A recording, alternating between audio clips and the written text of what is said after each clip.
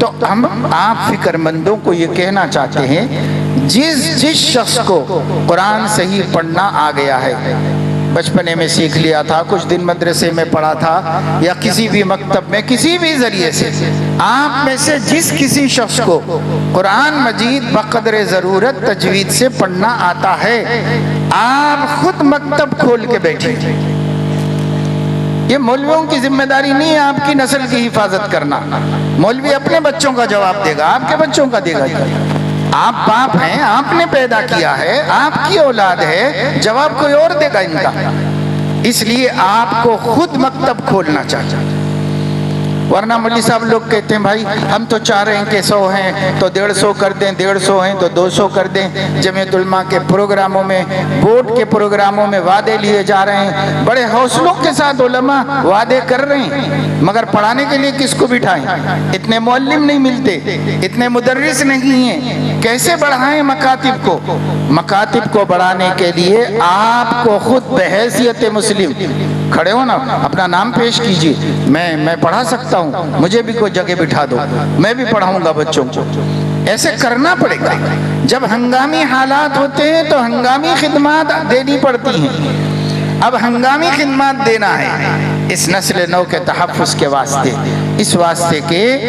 بہت حالات خراب ہیں۔ جو ایمان یقین گھر میں بچوں کو مائیں سکھاتی تھیں، بہنوں سے سیکھتے تھے، گھر کے ماحول سے سیکھتے تھے، اس گھر میں خود ایمان نہیں ہے تو اس گھر میں کون سکھائے گا، کہاں سے سکھائے گا؟ اس لیے ایک ہی رستہ نظر آتا ہے امید کی کرن، وہ ہے مکتب۔ یہ قائم کی جائے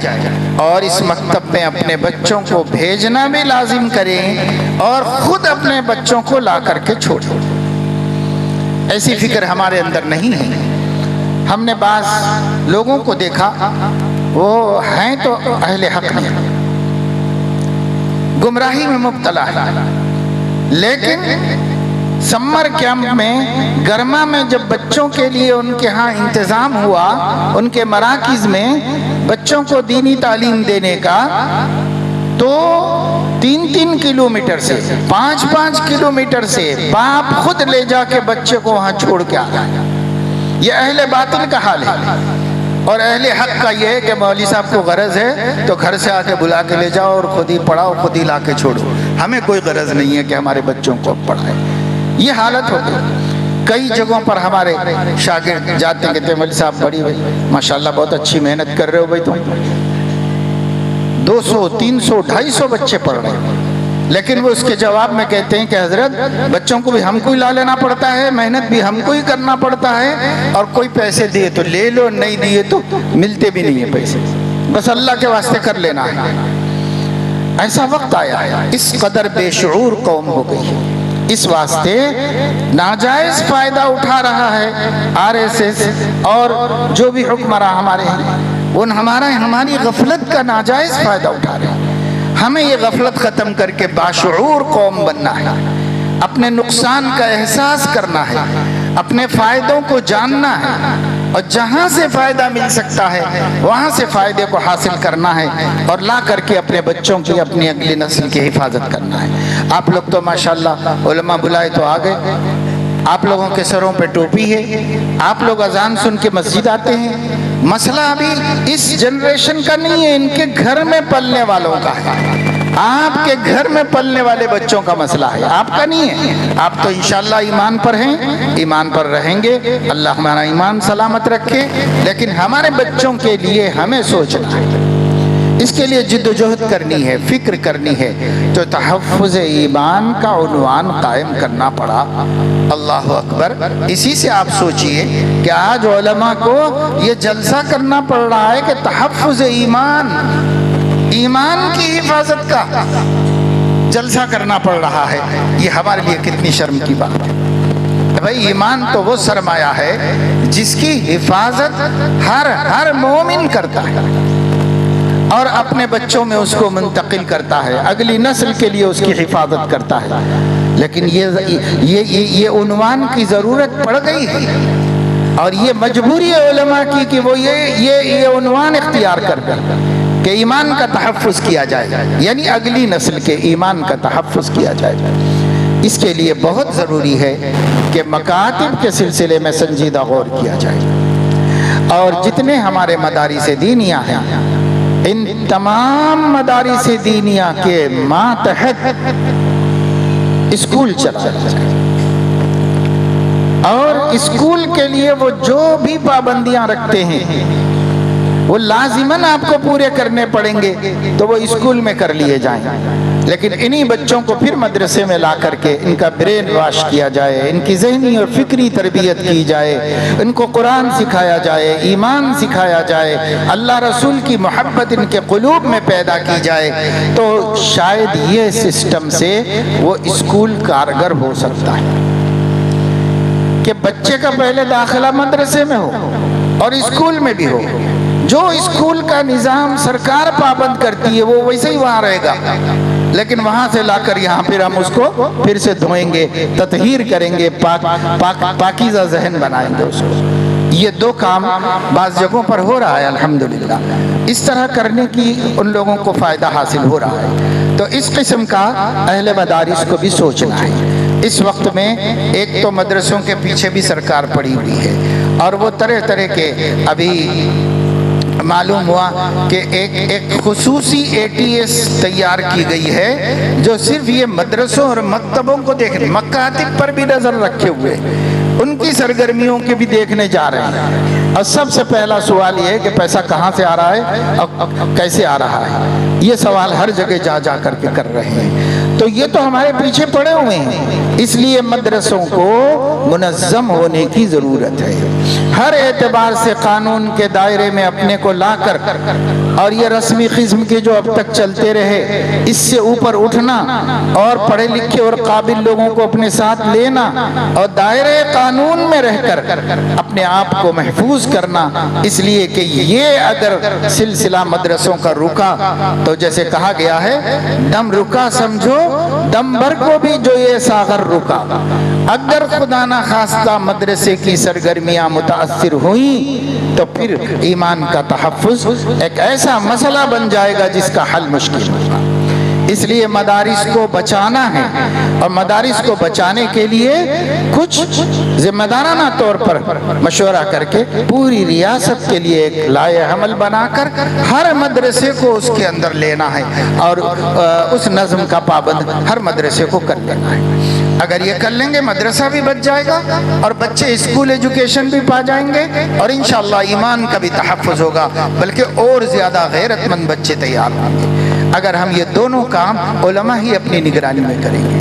کیونکہ علماء کے علاوہ کوئی بھی نہیں ہے جو اس وقت ملت کی غیرت میں ڈوبا ہوا ہو اور ملت کے بارے میں سوچ رہا ہو، اس لیے علماء ہی کو آگے بڑھنا پڑے گا، اور یہ دونوں کام اپنے ہاتھ میں لے کر کر کے دکھانا پڑے گا۔ اور اس سلسلے میں میں عام طور سے جو بات کہتا ہوں وہ کہہ کے میں اپنی بات ختم کروں گا، یہ پروگرام اپنے وقت کے اعتبار سے اختتام کو پہنچ گیا ہے، بلکہ کچھ آگے ہی بڑھ گیا ہے، اور وہ بات بہت مختصر ہے، وہ یہ ہے کہ جہاں بھی مکتب چلے، مکتب چلانے والے کو 3 عقیدے بچوں میں گھول کے پلانے کی فکر کرنا چاہیے جو اسلام کے بنیادی عقیدے ہیں۔ نمبر 1 عقیدہ توحید، نمبر 2 عقیدہ رسالت، نمبر 3 عقیدہ آخرت۔ امام ابن تیمیہ رحمہ اللہ فرماتے ہیں یہی 3 عقیدوں پر اسلام قائم ہے، اور باقی عقیدے اس کے اطراف میں گھومتے ہیں، اس کے ضمنی عقیدے۔ اصل اسلام جس چیز کی دعوت دیتا ہے توحید باری تعالی، رسالت محمدی اور آخرت کا یقینی ہونا، مرنے کے بعد زندگی ختم نہیں ہوتی بلکہ آگے بڑھتی ہے، اور خدا کے حضور سب کو حاضر ہونا ہے۔ عقیدہ آخرت، قرآن ان 3 عقیدوں کے اطراف گھومتا ہے، قرآن کی ساری تعلیمات ان 3 عقیدوں کو اجاگر کرتی ہیں، یہ عقیدے بچوں میں گھول کے پلا دیتا۔ اب کیا کرنا؟ اس کے لیے تدبیر آپ کرنا، ہر معلم کی ٹریننگ ہونا، مکاتب کے معلمین کی باقاعدہ ٹریننگ ہونا، باقاعدہ جگہ جگہ ٹریننگ کیمپ ہو اور پڑھانے والوں کی ٹریننگ کی جائے۔ تو یہ 3 عقیدے، اور آپ لوگ بحیثیت پیرنٹ اور ماں باپ کے اپنے گھر میں بھی لیجئے، یہ باتیں اپنے گھر میں بھی چلائیے، ان عقیدوں پر گفتگو ہونی چاہیے۔ آج بچے اسکول میں پڑھ کے آ کر اللہ کی قدرت سے تو واقف نہیں ہو رہے ہیں، ہنومان کی شکتی کی باتیں کر رہے ہیں مسلم بچے۔ کیوں؟ وہ ٹیچر وہ سب بتا رہی ہے، یا نہ اماں بتائی نہ کوئی ٹیچر بتایا، تو کہاں سے بچوں کو معلوم ہوگا؟ اس وجہ سے مکتب میں یہ بات بچوں کو بتانا ہے، اللہ کون ہے، اس کی قدرت کیا ہے، اس کی طاقت کیا ہے، اللہ ایک ہے، یکتا و یگانہ ہے، توحید باری تعالی، رسالت محمدی صلی اللہ علیہ وسلم، اور عقید آخرت، 3 عقیدے اور 3 صفات بچوں کے اندر پیدا کرنا ہے۔ نمبر 1 معرفت رب، کوئی شکل اختیار کرو کہ بچوں کو خدا کی پہچان ہو جائے، اس کی صفتوں کی پہچان ہو جائے، تاکہ ان سے محبت ہو۔ دوسرے حب رسول، اور تیسرے عظمت قرآن۔ یہی چیز نجات دینے والی ہے، اللہ، اس کا رسول اور اس کی کتاب، کتاب اللہ، رسول اللہ اور اللہ۔ تو آپ اللہ، معرفت رب، حب رسول اور عظمت قرآن، یہ 3 چیزیں بچوں کے اندر پیدا کیجیے۔ اب سوال یہ پیدا ہوتا ہے کہ یہ 3 کام کرنے کے واسطے ہمارے پاس میٹیریل کیا ہے، ہمارے پاس مواد کیا ہے؟ تو مواد ہمارے پاس ہے قصص القرآن اور قصص الانبیاء۔ واقعات کے ذریعے سے بچوں کا ذہن جو مضبوط ہو سکتا ہے وہ کسی ذریعے سے نہیں ہو سکتا۔ اسی لیے قرآن نے باوجود اللہ کی عظیم کتاب ہونے کے بہت سے واقعات نازل کیے، اور ان واقعات کے بارے میں فرمایا کہ یہ احسن القصص ہیں، اور ان واقعات کی تاثیر کے بارے میں فرمایا نحن نقص علیک احسن القصص کلا نقص علیک من انباء الرسل ما نثبت به فؤادک۔ جن واقعات کے ذریعے اللہ نے نبی کے قلب میں ایمان کو راسخ کیا ہے، امت کو کوئی دوسری چیز ملے گی کیا؟ امت کو بھی وہی واقعات کام آئیں گے، اور انہی واقعات سے اپنے بچوں کو، لیکن اس میں کوئی عالمانہ فاضلانہ تقریریں نہیں ہوں گی، اس میں بچوں کو بچوں کے فہم کے مطابق سنا دیا جائے گا بس، اور اس سے جو عقیدہ بن رہا ہے وہ بٹھا دیا جائے گا، اس سے جو نتیجہ نکل رہا ہے ان کی فہم کے مطابق ان کو سمجھا دیا جائے گا۔ اسی طرح بے شمار واقعات ہیں جو اللہ کے نبی نے صحابہ کو سنائے ہیں، صحابہ کا ایمان بنانے کے لیے۔ کانا ملکن فی من کانا قبلکم، کانا رجل فی من کانا قبلکم، تمہارے سے پہلے امتوں میں ایک شخص تھا،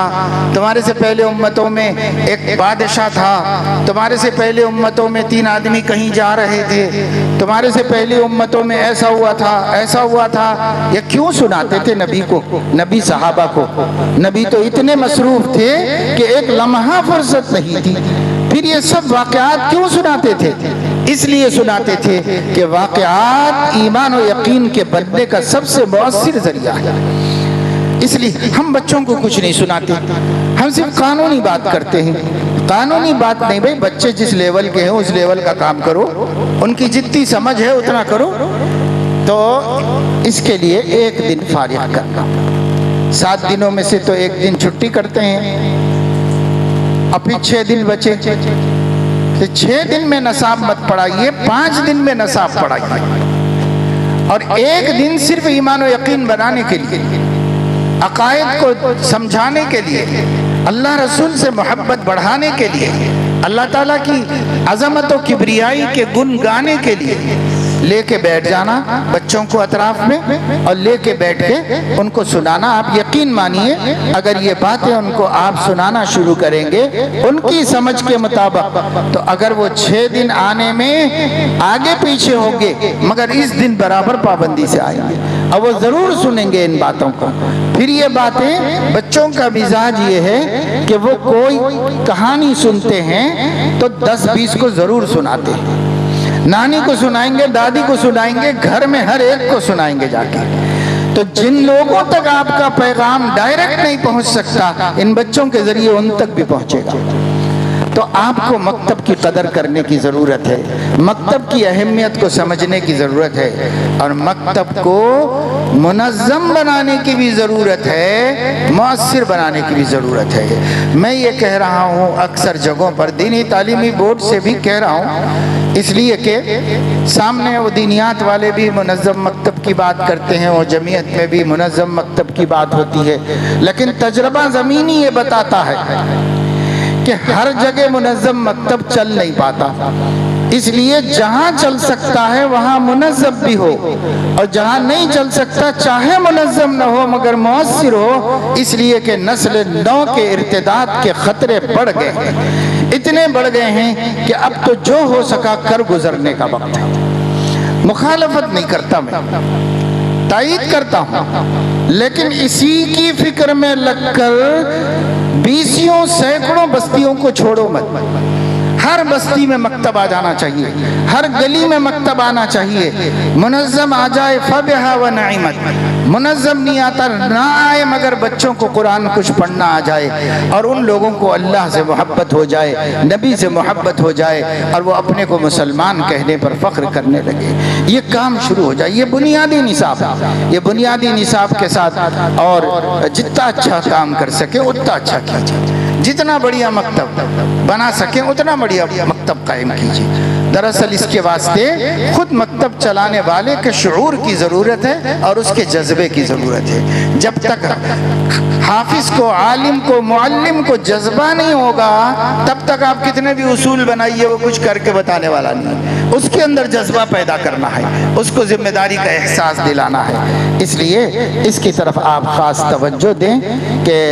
اور باتیں جو علماء بیان کر رہے ہیں وہ اپنی جگہ بالکل ٹھیک ہیں، درست ہیں، ان کے بھی فائدے ہیں اور وہ بھی کرنے کے کام ہیں،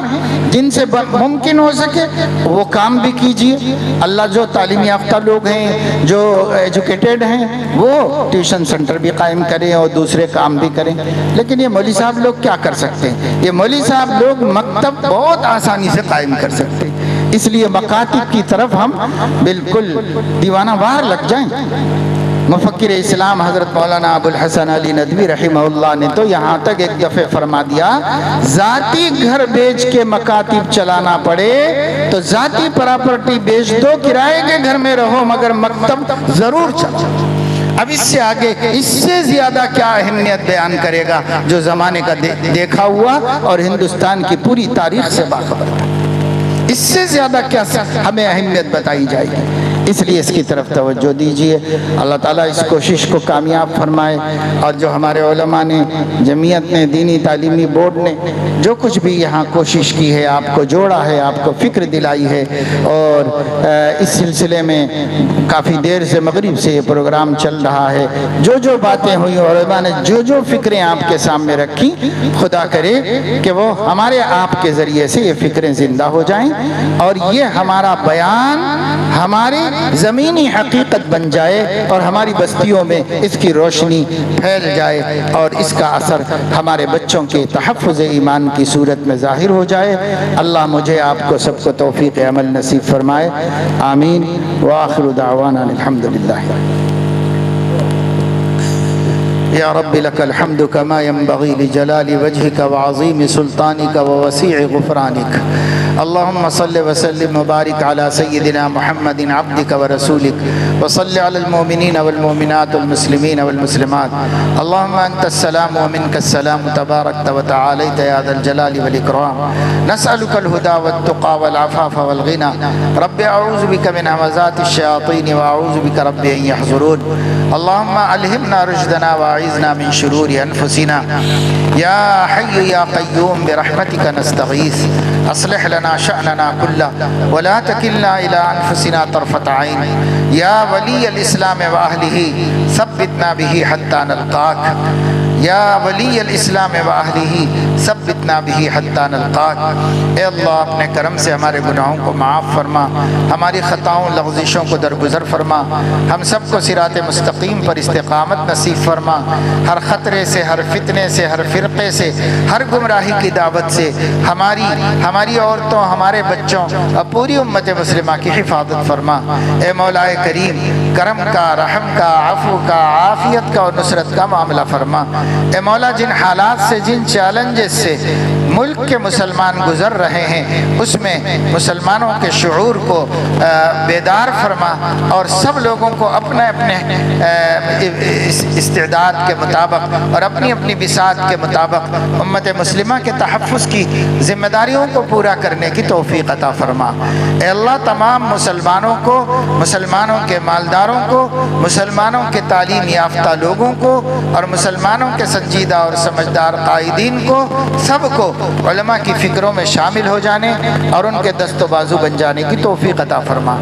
اے مولا کریم، کرم کا، رحم کا معاملہ فرما۔ اللہ پاک حاضرین کے جملہ مقاصد حسنہ کی تکمیل فرما اور جملہ پریشانیوں کو اپنے کرم سے دور فرما۔ اس ملک میں امن و امان قائم فرما،